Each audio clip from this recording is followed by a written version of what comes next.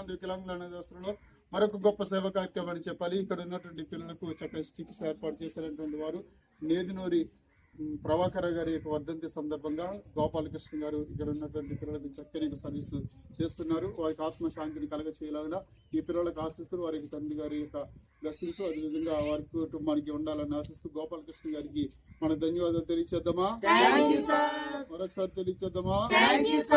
గొప్ప సేవా కార్యక్రమం చేసినందుకు మా యొక్క పిల్లలందరూ కూడా మీకు ధన్యవాదాలు తెలియజేస్తూ మీకు మీ కుటుంబ సభ్యునికి ధన్యవాదాలు తెలియజేస్తాం.